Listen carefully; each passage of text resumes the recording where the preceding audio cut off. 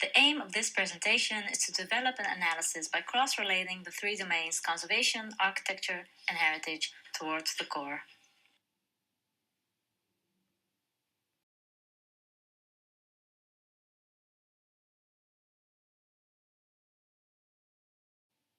The core is located at the Baeda in Rotterdam. It was built in 1968 and designed by Huig Maaskant. It currently houses three functions: offices, commercial stores, and a parking garage. It underwent 4 redesigns throughout the years.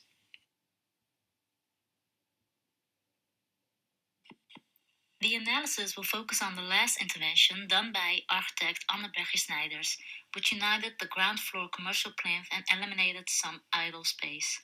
Besides, the overall facade structure, function, and floor plans remained the same as Maaskant's original design. For conservation, the chosen indicators are durability, compatibility, and versatility. Durability is the life expectancy of an element and how it is ensured that quality remains. Compatibility is the extent a new intervention has negative or positive consequences to existing elements, and reversibility is the extent an intervention can be voided to the previous state without leaving marks. All interventions are done with respect and cohesive to the original design. Durable materials such as steel and glass are used to create a strong and large span against wind loads. For compatibility, existing materials have been cleaned and reused in other areas. Also, with 3D scanning, anchor points were documented and used for the new canopy. This is beneficial in reversibility. The core is a good example of how precise interventions can achieve maximal results. Most interventions were focused on preserving as much as possible and improving the attractiveness of the building by bringing structure. Other elements have been replaced or restored.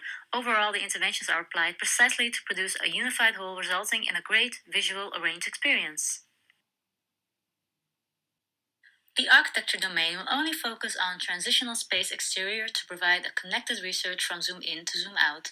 The 3 indicators and the corresponding area are material of canopy, spatial experience of transitional space of the core, and spatial consistency of transitional space in context.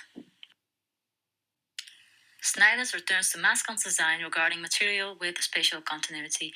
It provides better spatial quality through increasing glass panel proportions and allowing more daylight, and maintain the building DNA by keeping the transitional space exterior.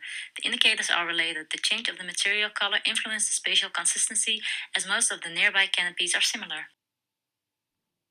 The 3 weighted criteria of impact regarding indicators are return of the once lost building DNA, architectural quality, and building DNA. The first is the most important criteria, as the original design by Maaskant is of more value in this case. The results are illustrated by the spiderweb. For heritage, 3 values and attributes are chosen. Maaskant aims for flexibility. The floor plans are open. The renters can add non-bearing walls where they desire. The facade is archetypical for offices in the 60s. This is educational for architectural transitions. And the plinth was altered. Snijders added back unity to the plinth. The floor plans remain the same, but the interior of the entrances have been redesigned. For the facade, the glass has received a clearer coating for more daylight entering, and for the plinth, the sight lines have been cleared, new shop signs and lights have been added, and the canopy has been replaced. The impact for indicator A is slight because the floor plans remain the same except for the entrance interior. This adds extra quality. Indicator B is also slight, for the facade coating has been replaced. This is a minor change but beneficial for users. Indicator C is moderate, for the changes were relatively bigger but beneficial for users. It's also reference to the original plinth.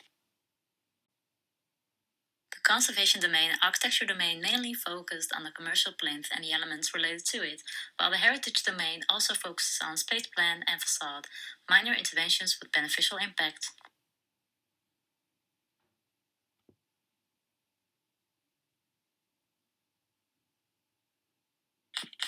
Overall, the interventions were relatively minimal and respected the original design by Maaskant. The architects achieved what they were aiming for.